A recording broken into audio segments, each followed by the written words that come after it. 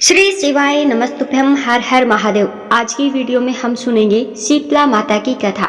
हिंदू धर्म में शीतला सप्तमी और अष्टमी का बहुत महत्व है। इस दिन माता को बासी खाने का भोग लगाया जाता है। शीतला माता को रोग नाशिनी देवी माना जाता है। विशेष रूप से वे चेचक और खसरा तथा अन्य संक्रामक बीमारी से रक्षा करने वाली देवी है।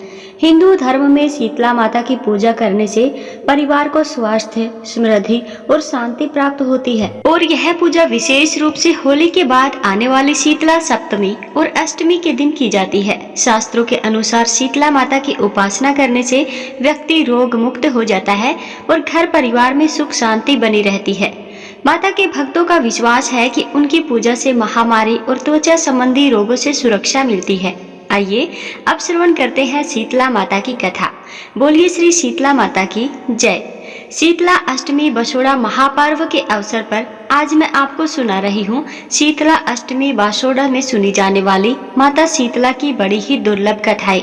इन कथाओं को सुनने से मनुष्य के सभी रोग और संकट कट जाते हैं तथा मनोकामनाओं की पूर्ति होती है। तो चलिए कथा शुरू करते हैं। एक गांव में ब्राह्मण दंपत्ति रहा करते थे। दंपत्ति में 2 बेटे और 2 बहुएं थी। दोनों बहुओं को लंबे समय के बाद बेटे हुए थे। इतने में शीतला अष्टमी का व्रत आया और घर में पर्व के अनुसार ठंडा भोजन तैयार किया गया। दोनों बहुओं के मन में विचार आया कि यदि हम ठंडा भोजन कर लेंगे तो हम बीमार हो जाएंगे और हमारे पुत्र भी अभी छोटे हैं। कुछ विचार करने के बाद दोनों बहुओं ने पशुओं के दाने तैयार करने वाले बर्तन में गुपचुप 2 बाटी तैयार कर ली। सास बहू शीतला माता की पूजा करके आई और शीतला माता की कथा सुनी। बाद में सास तो शीतला माता के भजन करने के लिए बैठ गई, लेकिन दोनों बहुएं बच्चे रोने का बहाना बना करके घर आ गई और दाने के बर्तन से गरम गरम रोटला निकालकर चूरमा किया और पेट भरकर खा लिया। सास ने घर आने पर बहुओं से भोजन करने के लिए कहा। बहुएं ठंडा भोजन करने का दिखावा करके घर के काम में लग गई। सास ने कहा, बच्चे कब से सोए हुए हैं, उन्हें जगाकर भोजन करा लो। बहुएं जैसे ही अपने बेटों को जगाने गई तो उन्होंने देखा कि वे मृत अवस्था में हैं। ऐसा देखकर बहुओं के करतूतों के फल स्वरूप शीतला माता के प्रकोप से ये हुआ था। बहुएं विवश हो गई और सास से सब कुछ बता दिया। सास ने घटना जानी तो बहुओं से लड़ने लगी। सास बोली, तुम दोनों ने अपने बेटों की बदौलत शीतला माता की अवहेलना की है, इसीलिए अपने घर से निकल जाओ और बेटों को जिंदा स्वस्थ लेकर ही घर में पैर रखना। अपने मरे हुए बेटों को टोकरी में सुलाकर दोनों बहुएं घर से निकल पड़ी। जाते जाते रास्ते में एक वृक्ष आया। यह खेजड़ी का वृक्ष था। इसके नीचे ओरी और शीतला दोनों बहनें बैठी थी। दोनों के बालों में जुएं रेंग रही थी। बहुओं ने थकान का अनुभव भी किया था। दोनों बहुएं ओरी और शीतला के पास जाकर बैठ गई। उन दोनों ने शीतला और ओरी के बालों से खूब सारी जुएं निकाली। जुओं का नाश होने से ओरी और शीतला ने अपने मस्तक में शीतलता का अनुभव किया और कहा, तुम दोनों ने हमारे मस्तक को शीतल ठंडा किया है, वैसे ही तुम्हारे पेट की शांति मिले। दोनों बहुएं एक साथ बोले कि पेट का दिया हुआ ही लेकर हम मारी मारी भटक रही है, परंतु शीतला माता के दर्शन नहीं हुए। शीतला माता ने कहा, तुम दोनों पापिनी हो, दुष्टा हो, दुराचारी हो, तुम्हारा तो मुंह देखने भी योग्य नहीं है। शीतला अष्टमी के दिन ठंडा भोजन करने के बदले तुम दोनों ने गर्म भोजन किया है। यह सुनते ही बहुओं ने शीतला माता जी को पहचान लिया। देवरानी जेठानी दोनों ने माताओं का वंदन किया। गिड़गिड़ाते हुए कहने लगी कि हम तो भोली भाली हैं, अनजाने में गर्मा गर्म खा लिया था। आपके प्रभाव को हम जानते नहीं थे। अब आप हमें क्षमा करें। पुनः ऐसा दुष्ट कृत्य हम कभी नहीं करेंगे। उनके पश्चाताप भरे वचनों को सुनकर दोनों माताएं प्रसन्न हुई। शीतला माता ने मृतक बालकों को जीवित कर दिया। बहुएं तब बच्चों को साथ लेकर आनंद पूर्वक गांव में लौट आई। गांव के लोगों ने जाना कि बहुओं को शीतला माता के साक्षात दर्शन हुए थे। दोनों का धूमधाम से स्वागत करके गांव में प्रवेश कराया। बहुओं ने कहा, हम गांव में शीतला माता के मंदिर का निर्माण कराएंगे। चैत्र माह में शीतला अष्टमी के दिन मात्र ठंडा खाना ही खाएंगे। शीतला माता ने जैसे दोनों बहुओं पर अपनी कृपा दृष्टि की, वैसी कृपा दृष्टि सब पर बनाए रखना। श्री शीतला माता सदा हमें शांति, शीतलता तथा आरोग्य दे।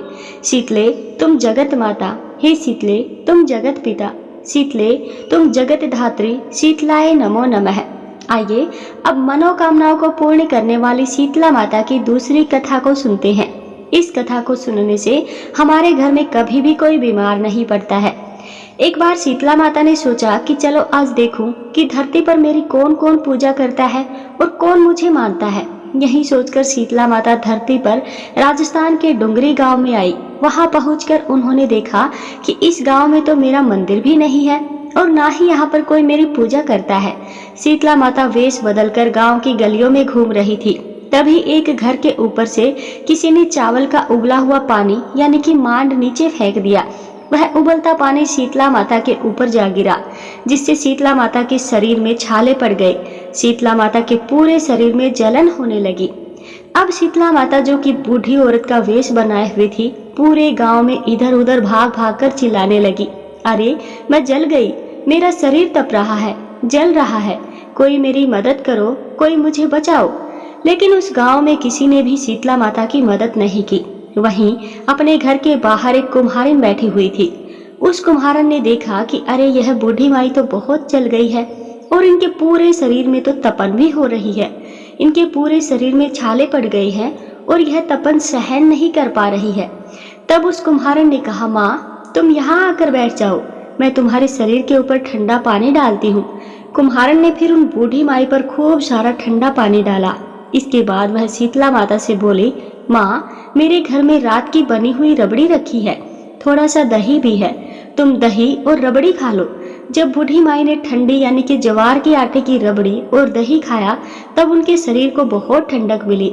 इसके थोड़ी देर बाद कुम्हारिन बोली, माँ बैठ जाओ, तुम्हारे सिर के बाल बिखरे हुए हैं, मैं तुम्हारी चोटी गूंथ देती हूँ।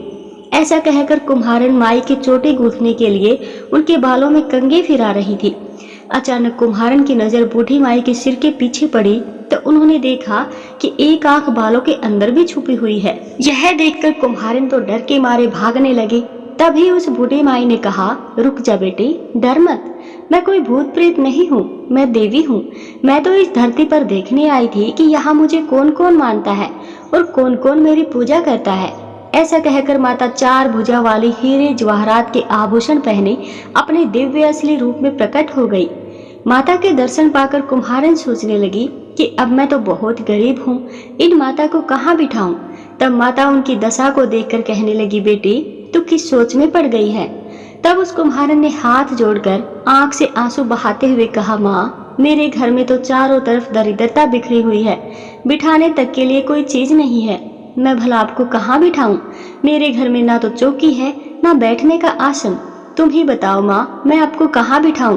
तब शीतला माता कुम्हारन के मन की दशा समझ गई और प्रसन्न होकर उस कुम्हारन के घर पर खड़े हुए गधे पर बैठकर एक हाथ में झाड़ू और दूसरे हाथ में डलिया लेकर उन्होंने उस कुम्हारन के घर की दरिद्रता को झाड़कर डलिया में भरकर फेंक दिया और फिर कुम्हारन से कहा, बेटी मैं तेरी सच्ची भक्ति से प्रसन्न हूँ, अब तुझे जो कुछ भी चाहिए तुम वरदान में मुझसे मांग ले।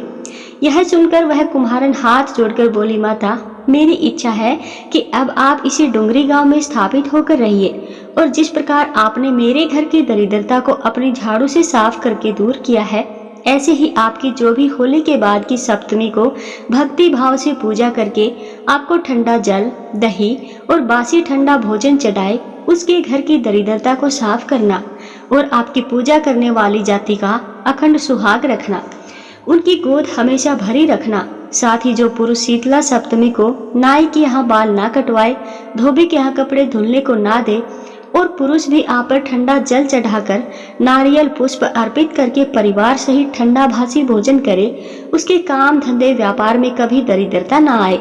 कुम्हारिन की बात सुनकर शीतला माता बोली, तथास्तु बेटी, जो तूने वरदान मांगे हैं वह सब मैं तुझे देती हूँ और बेटी मैं तुझे आशीर्वाद भी देती हूँ कि मेरी पूजा का मुख्य अधिकार अब इस धरती पर सिर्फ कुम्हार जाति का ही होगा। तभी से उस दिन से डुंगरी गांव में शीतला माता स्थापित हो गई और उस गांव का नाम हो गया सील की डुंगरी।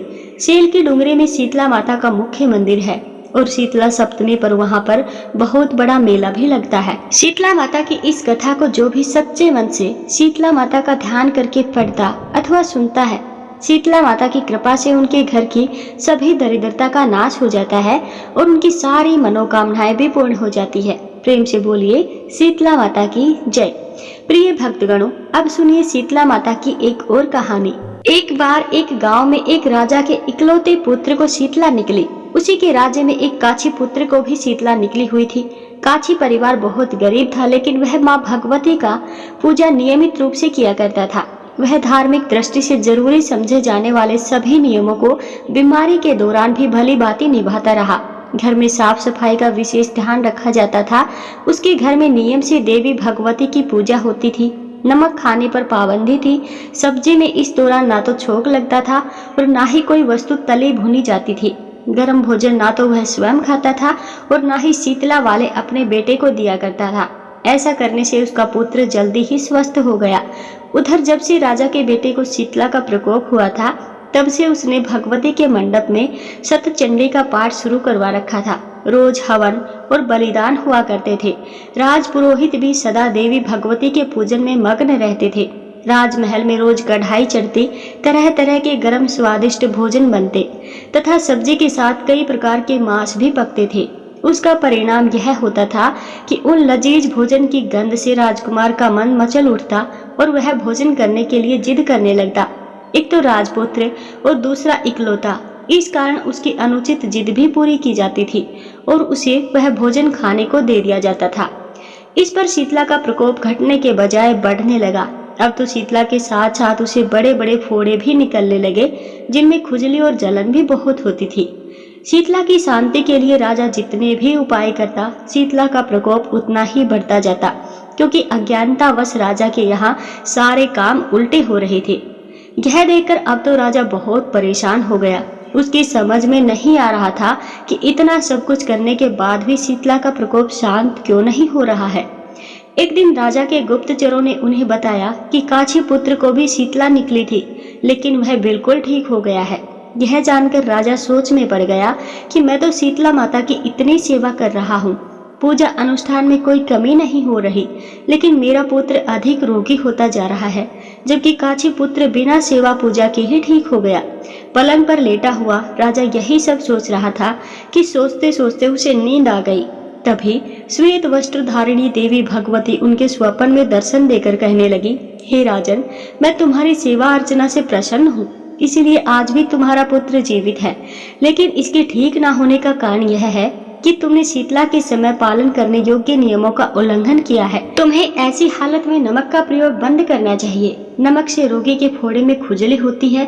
घर की सब्जियों में छोंक नहीं लगाना चाहिए, क्योंकि इसकी गंध से रोगी का मन उन वस्तुओं को खाने के लिए ललचाता है।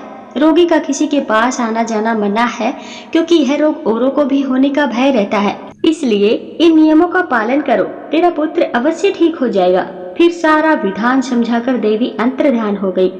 प्रातःकाल उठते ही राजा ने देवी की आज्ञा के अनुसार सभी कार्यों की व्यवस्था कर दी, जिससे राजकुमार की सेहत पर अनुकूल प्रभाव पड़ा और वह जल्दी ही स्वस्थ हो गया। और अब तो राजा बहुत ही प्रसन्न हो गया। फिर उसने अपने पूरे राज्य में घोषणा करवा दी कि हर कोई शीतला माता की पूजा किया करेगा। प्रिय भक्तगणों, आज के दिन शीतला माता के अलावा भगवान श्री कृष्ण और उनकी माता देवकी का भी विधि विधान से पूजन करना चाहिए। मध्यकाल में सात्विक भोजन का भोग उन्हें लगाना चाहिए। ऐसा करने से केवल पुण्य ही नहीं मिलता, बल्कि सारे दुख भी दूर हो जाते हैं। शास्त्रों के अनुसार शीतला माता की उपासना मुख्य रूप से गर्मी के मौसम में की जाती है और मुख्य पर्व तो अब तक आप लोग समझ गए होंगे। जी हाँ, शीतला अष्टमी। आप सभी को बता दें, शीतला माता माँ भगवती का ही स्वरूप है। इनकी पूजा से मनुष्य को जहाँ एक तरफ आध्यात्मिक रूप से मजबूती मिलती है, तो वहीं दूसरी ओर मौसम के चलते शरीर में होने वाले रोग विकार भी माँ के पूजन से दूर हो जाते हैं। ठंडक प्रदान करने वाली माता शीतला पर्यावरण को स्वच्छ रखने की प्रेरणा देती है। कहा जाता है, शीतला माता का यह व्रत संक्रमण रोगों से मुक्ति दिलाता है। आमतौर पर हम मंदिर जाते हैं तो भगवान की प्रतिमा के दर्शन करते हैं, मगर क्या आप जानते हैं कि जब हम माँ शीतला के स्वरूप की तरफ देखते हैं तो इनके रूप से देखते ही हमें सेहत से जुड़ा एक विशेष संदेश मिलता है। इनके हाथ में नीम के पत्ते, झाड़ू, सूप एवं कलश, जो साफ सफाई और समृद्धि के सूचक माने जाते हैं, तो वहीं इनको बासी खाद्य पदार्थ चढ़ाया जाता है, जिसे बासुड़ा कहा जाता है। तो वहीं इन्हें चांदी का चौकोर का टुकड़ा भी अर्पित किया जाता है, जिस पर इनका चित्र बना होता है। आमतौर पर इनकी उपासना गर्मी व बसंत के मौसम में की जाती है। कहा जाता है, इन्हीं ऋतुओं में रोगों के संक्रमण की संभावनाएं सबसे अधिक होती हैं। धार्मिक रूप के साथ साथ शीतला माता के इस पर्व का अधिक वैज्ञानिक महत्व है। यह त्योहार यह भी बताता है कि इस दिन के बाद से गर्म पानी से नहीं नहाना चाहिए, शीतल भोजन ग्रहण करना चाहिए। कहने का अर्थ है यह पर्व आध्यात्मिक के साथ साथ वैज्ञानिक रूप से भी कई तरह के संदेश देते हैं। एक बार प्रेम से बोलिए शीतला माता की जय। प्रिय भक्तगणों, अब सुनिए श्री शीतलाष्टकम का हिंदी अनुवाद। भगवान बोले, गर्दभ अर्थात गधे पर विराजमान दिगंबरा, हाथ में मर्जनी अर्थात झाड़ू और कलश धारण करने वाली, शोभ से अलंकृत मस्तक वाली भगवती शीतला की मैं वंदना करता हूँ। मैं सभी प्रकार के भय तथा रोगों का नाश करने वाली उन भगवती शीतला की वंदना करता हूँ, जिनकी शरण में जाने से विस्फोटक अर्थात चेचक का बड़े से बड़ा भय भी दूर हो जाता है। चेचक की जलन से पीड़ित जो व्यक्ति शीतले शीतले ऐसा उच्चारण करता है, उसका भयंकर विस्फोटक रोग जनित भय शीघ्र नष्ट हो जाता है। जो मनुष्य आपकी प्रतिमा को हाथ में लेकर जल के मध्य स्थित होकर आपकी पूजा करता है, उसके घर में विस्फोटक रोग का भीषण भय नहीं उत्पन्न होता। हे शीतले, ज्वर से संतप्त, मवाद की दुर्गंध से युक्त और विनट नेत्र ज्योति वाले मनुष्य के लिए आपको ही जीवन रूपी औषधि कहा गया है। हे शीतले, मनुष्यों के शरीर में होने वाले तथा अत्यंत कठिनाई से दूर किए जाने वाले रोगों को आप हर लेती हैं। एकमात्र आप ही विस्फोटक रोग से विदीर्ण मनुष्यों के लिए अमृत की वर्षा करने वाली है। हे शीतले, मनुष्यों के गलगंड, ग्रह आदि को भी अन्य प्रकार के जो भीषण रोग हैं, वे आपके ध्यान मात्र से ही नष्ट हो जाते हैं। उस उपद्रवकारी पाप रोग की ना कोई औषधि है ना मंत्र है। हे शीतले, एकमात्र आप जननी को छोड़कर उस रोग से मुक्ति पाने के लिए मुझे कोई दूसरा देवी देवता नहीं दिखाई देता। हे देवी, जो प्राणी मृणाल तंतु के समान कोमल स्वभाव वाली और नाभि तथा हृदय के मध्य विराजमान रहने वाली आप भगवती का ध्यान करता है, उसकी कभी अकाल मृत्यु नहीं होती। जो मनुष्य भगवती शीतला के इस अष्टक का नित्य पाठ करता है, उसके घर में विस्फोटक का घोर भय नहीं रहता। मनुष्य को विघ्न बाधाओं के विनाश के लिए श्रद्धा तथा भक्ति से युक्त होकर इस परम कल्याणकारी स्त्रोत का पाठ अवश्य करना चाहिए या सुनना चाहिए। हे शीतले, आप जगत की माता है। हे शीतले, आप जगत के पिता हैं। हे शीतले, आप जगत का पालन करने वाली हैं। आप शीतला देवी को बारंबार नमस्कार है। जो व्यक्ति राशक, गृधभ, खखर, विशाख नंदन, शीतला वाहन, दुर्वाकन, भगवती शीतला के वाहन के इन नामों का उनके सामने बैठकर पाठ करता है, उसके घर में शीतला रोग नहीं होता। उसे शीतलाष्टमी नहीं देना चाहिए, बल्कि भक्ति और श्रद्धा से संपन्न व्यक्ति को ही सदा यह स्त्रोत प्रदान करना चाहिए। एक बार प्रेम से बोलिए शीतला माता की जय। अगर आपको वीडियो अच्छी लगी हो तो वीडियो को अन्य लोगों के साथ भी शेयर कीजिएगा। कमेंट बॉक्स में जय मां शीतला अवश्य लिखिएगा।